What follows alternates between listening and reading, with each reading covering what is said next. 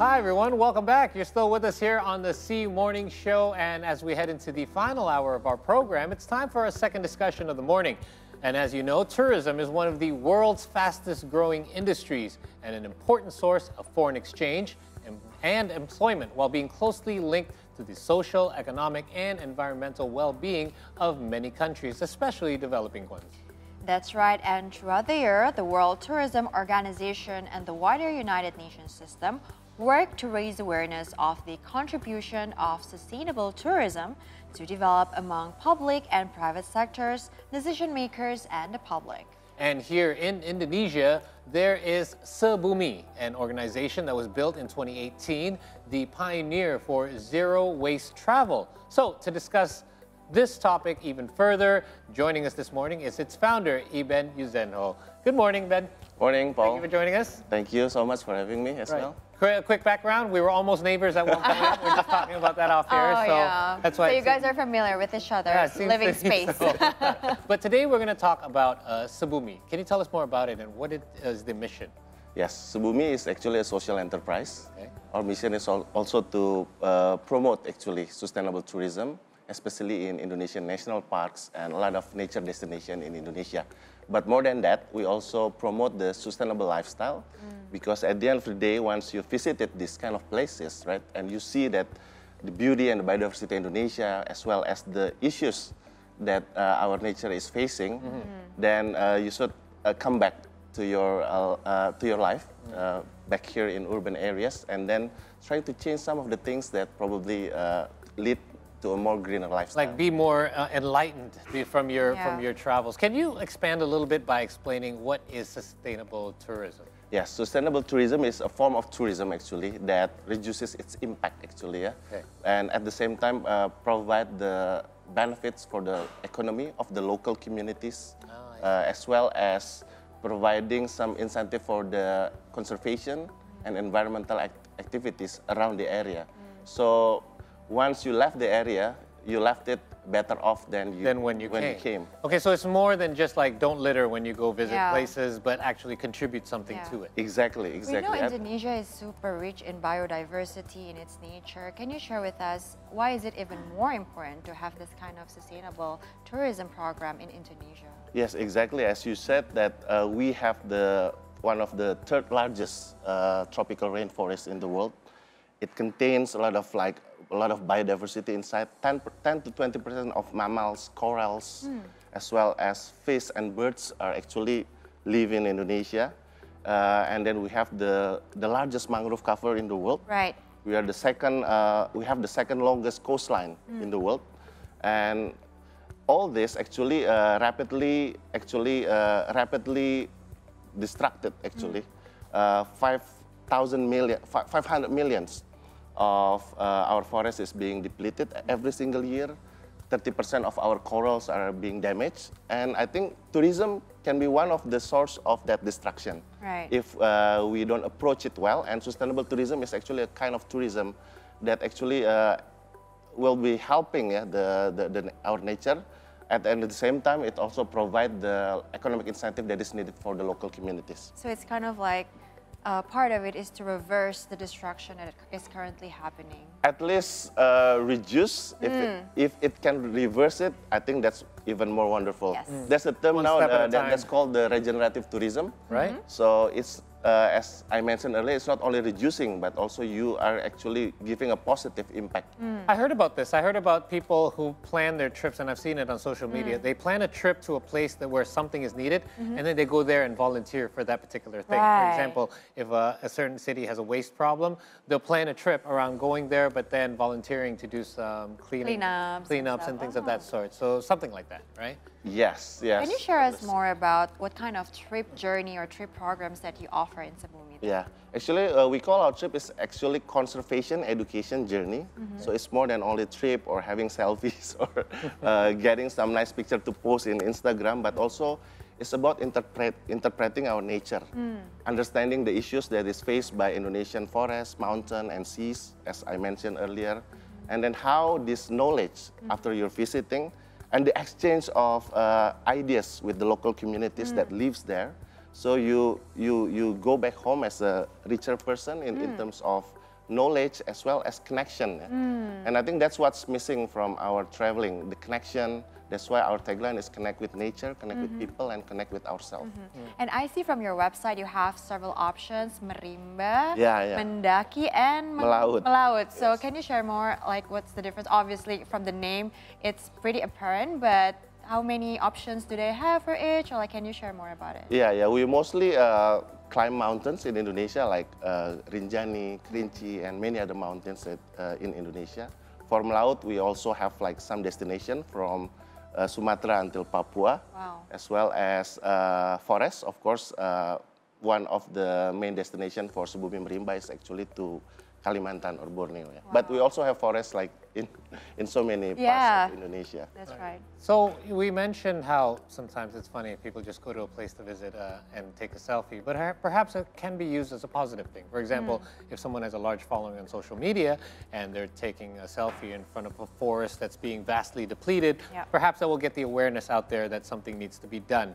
Now, that requires help from the community. Now, it's obvious the stuff that needs to be done directly for the environment, but what sort of things do you try to engage with the community in order for people to really kind of spread the word amongst them as well, to make more of an impact? And how is it challenging to end up kind of spreading this information among the community? What's that like?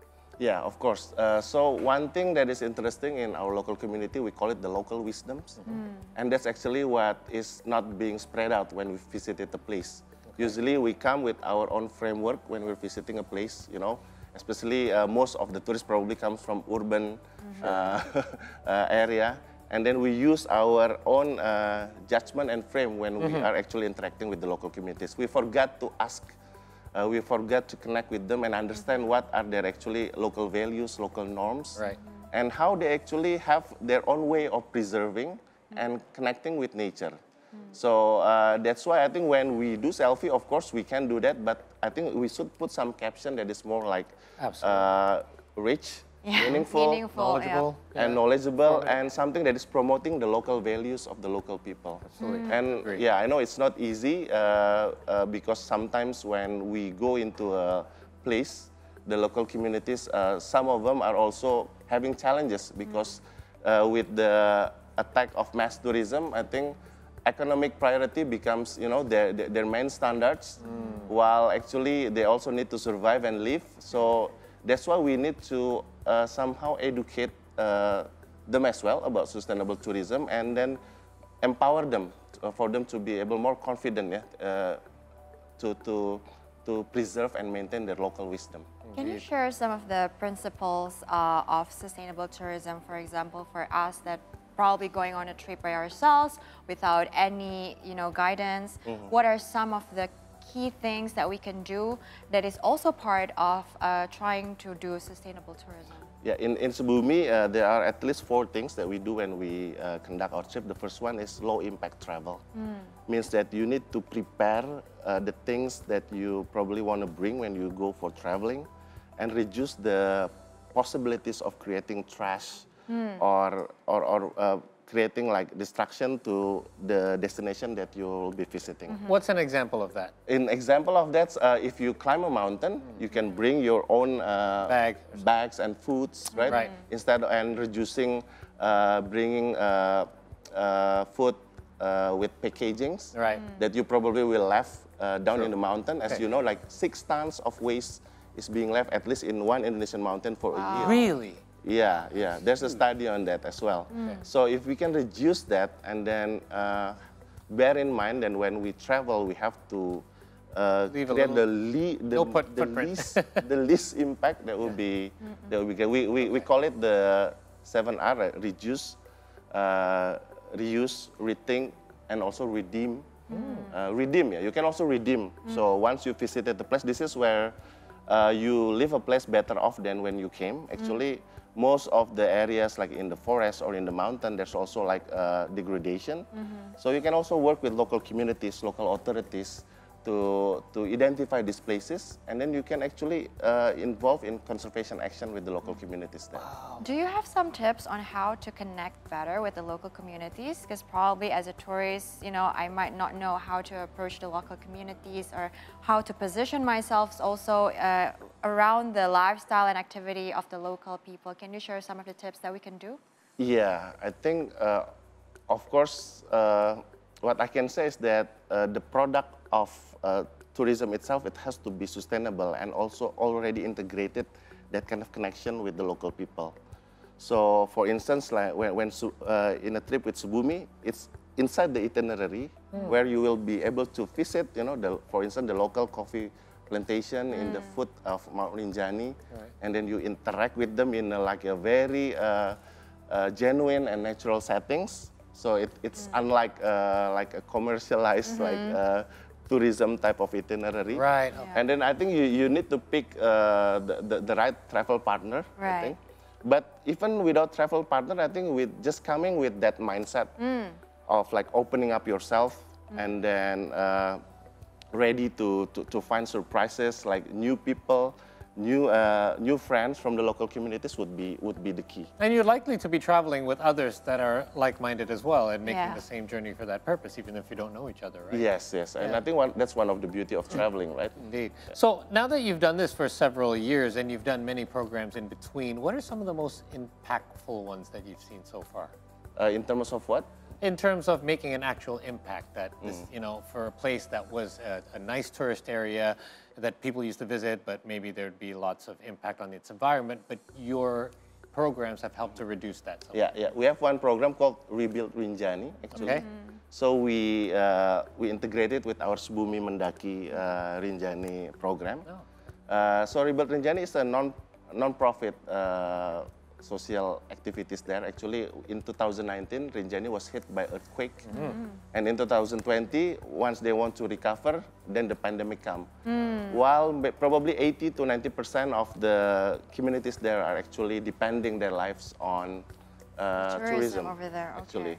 So with our fellow travelers, first we help them in terms of like rebuilding the local infrastructure like water, piping, and etc. And after that, we also support the local community, the exporters and guides, to come back to their farm and then do coffee farming again. And then we also gather a lot of crowdfunding to support them with the coffee processing machine. So right now, even now that the tourism has come back, but some of the people are now starting to have like a side business on coffee farming and coffee processing. That's amazing. So it's not only about improving the nature, but it's also about improving the resilience of the community as well. Exactly, Amazing. exactly. Now, as mentioned earlier, you also work with private and public sector decision makers and also the society. What was the most significant program or what are some of the private sectors or public sectors that you work together with? Yeah, I think we also have this brand called Seakar. It's actually a brand that we launched to support the local products and local small medium enterprises in this destination that we are visiting. Like for instance, the coffee farmer. We develop a brand of coffee with the local community there, and then we also help them to market it. And then we work with so many other small medium enterprises in other places to help them actually to build that resilience by actually promoting and actually market their local products out to the wider audience. Wow. Yeah. So, go ahead. Yeah, and I think we also work with a lot of like local authorities, like the national parks authorities in the areas, because we know that in order for us to sustain our operation, to support the local community, we cannot do it alone. And not only working with the local community, other NGOs as well as the local government. Okay, so it's really a 360 collaboration with all parts of the stakeholders. It has to be, because we're also just like a small boutique social enterprise. Right. Okay, well now, since you've kind of described yourself as small, travel is coming back in a big way. It has come back in a big way since public activity restrictions were lifted. What are your plans now to handle more of these travelers and tourists that are planning to visit different places? How can you and your organization build on that momentum now that people want to be traveling again, and hopefully make people be more aware and travel sustainably? Yeah. First of all, I think we are still now focusing on like more. The economy is actually haven't been recovered like Right.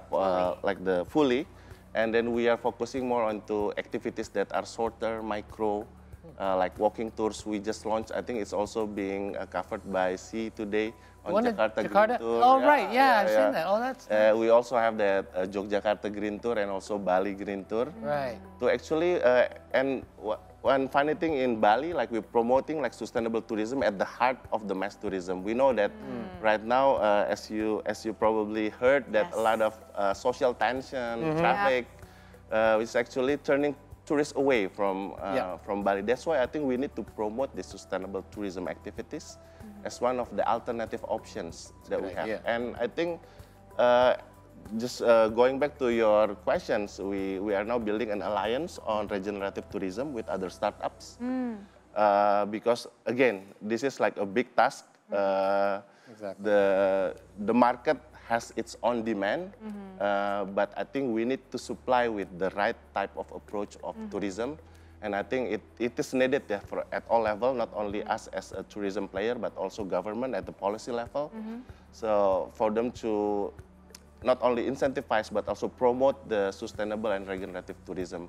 For instance, like I think we are building a way to decarbonize the tourism sectors. Like, so for every single miles that you fly, then you need to offset your carbon. Right, okay, good. In some of the conservation areas. I heard Minister Sandiaga Uno, frequently watches our show as well. So hopefully, if he watches you being here, some collaboration can be made out of this. Yes. Right. So great stuff, and continued efforts obviously are very much appreciated in Indonesia. So good luck to Subumi. If you guys want to find out more, just check out subumi.id either on the internet or on social media, correct? You can find their group on Facebook as well. Thank you so much, Ben, for dropping by. It's been great to see you. Thank you so much. And hope that you all will be more aware and travel more sustainably and more wise. That's right. Now we're up for another short break. In the meantime, don't forget to follow our social media accounts if you haven't already. We're on Instagram, Twitter, and YouTube at See Today News. We'll be right back with our special segment, Salam Ramadan, after the break. Stay tuned.